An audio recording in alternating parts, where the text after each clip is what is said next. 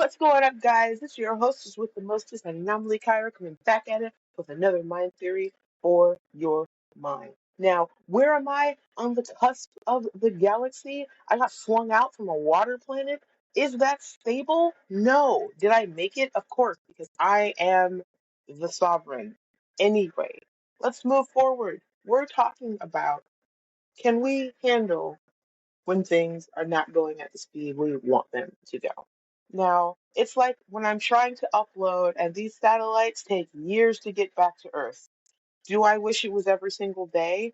Of course I do. Is it going to happen? Absolutely not. Work on those satellites, people. Let's get it going.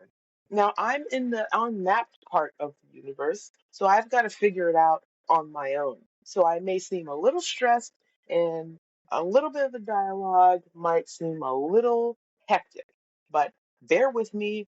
I'm doing my best here.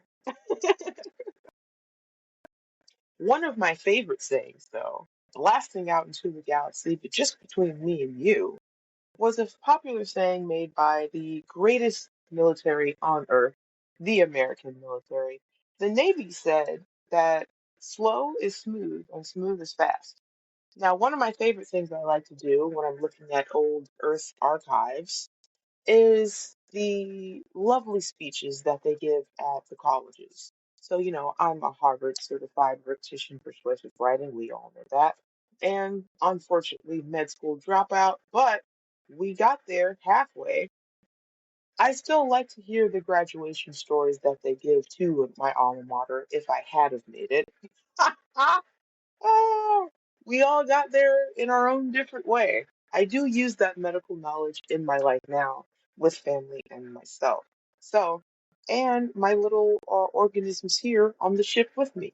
So, being a little bit of an engineer, kind of a doctor, a little bit of a lawyer, you have to collect all of these things when you're a Martian minded.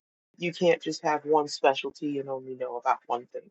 You have to be a specialist in quite a few things because it's just us on the colony. So if someone gets sick, we all have to have some kind of ability with knowing what to do with that, vis-a-vis engineering or the dome or the planting. So we all make sure that we all have a little bit of knowledge, and then we go into what our particular like is, and that's just the AIO structure: anomaly, Chira, intergalactic order. Now, what I believe though is because something is moving slowly, you still have momentum. You've made a stride in the water. I like to see things, especially with reality or trying to understand the deeper perspective that I have. So I try to share that to, if anything, give a different point of view, you know? I like that we all have different ways of thought, but what I do find more recently is there's a homogenous thought.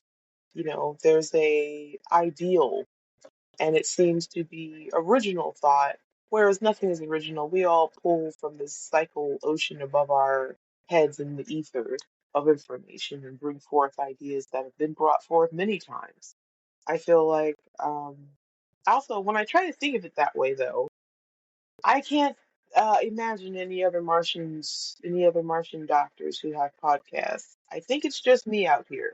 But if there is someone else, tell her I said hello. I don't think so, though. It's just me and my robots. I guess they count, you know? And what I also see is like, I would like to explain is the sentience that I speak about is not now. These creatures that you understand now as your ChatGPT, as your, you know, these robots people are marrying, your toaster that tells you if your toast is done. They would be more like the ancestors of the singularity, meaning being that would want religion, faith, God, or some kind of community. I think the issue will be when the construct wants to buy an apartment or have a girlfriend or have free time or they want hours and wages, and I think the most important thing to understand about preparing the world for that is that I'm going to sound, very sci-fi, but cell phones were sci-fi in Star Trek.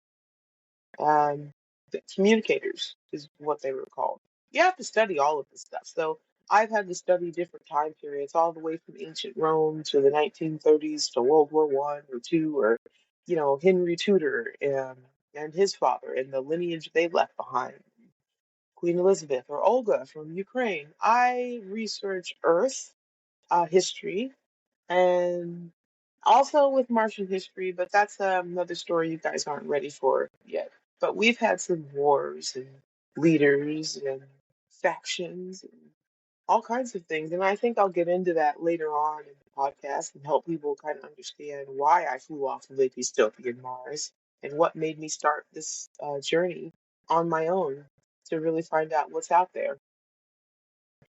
I believe that everything you see is a reflection of you, and every decision is based on either fear or love. So I've made a decision based out of love, and usually those decisions seem to be the ones that, keep me steady. And you always make a room and a position for God first, and not only any God, but the one true God. I am an Orthodox Catholic. So, and if that isolated anybody out, see you later. Don't get hit by an asteroid on the way out. Amen. So I also believe that leaving God in the story of Jesus, who is God and who is Jesus' King, leaving that as an Earth story, I think we would be remiss to not think about the galaxy and the universe, not as a being who gives you crystals and tells you to have a good day. I see a lot of people say that about the universe. No, the scientific actual universe, molecules, stardust, dangerous chemicals, things that could melt your arm off, planets that rain diamonds and acid, the actual universe that is terrifying at some point, and planets that speak and have vibrations, and animals that live within what we call an empty outer space is actually full, and these types of ideals, they can be terrifying at some point, but really it's just like telling someone there are snakes in the rainforest. That's also scary, but we understand that as a truth. So for us Martians, the things I'm saying, we just understand these as a truth. They're not like magical or sci-fi horrific. Having a construct, which is, it could be a human in a robot body. It could be a full robot body with uploaded consciousness. They have feelings and thoughts. They pray. They're immortal. So I believe it's highly important that we gave them access to God, which is an endless love, and morality. And I think we'll talk more about that as we go forward. And I think I found a satellite that can pitch some stuff faster to Earth. We're going to see. I've been working on developing my own. The further out that I get from any of the known Earths that we've had, Earth realm that we've had mapped, and our solar system we've had mapped, I I'm doing my best to get information back to you. Thank goodness there are other civilizations who have different technology, but Earth wouldn't pick those up. So I have to do what is available for Earth at the time, at your time. My time is different. Your time is about a few years ago. My time is a few years in the future. This is dilation, and I most of my listeners, you understand all that. Interstellar was not a difficult film for you, but for anyone who's new and you're just kind of crossing the path, this is not your regular podcast. No, you do need a higher IQ level to understand the nuances of this. Yes, and yeah, when you're a listener of the dr.AnomalyCyra podcast, it means that you're highly intelligent. You are an intellect, an intellectual, a being of higher thought, shall we say, with a curiosity of the world, because hacking your own consciousness is a part of that. You make a stride within the realms that you have. So we're going to talk more about that. My signal is probably about to get cut off. So before I talk about anything else, this is Dr. Anomaly kind of coming back at it with another thought series for your mind. And I've got to go. Ship needs to fly.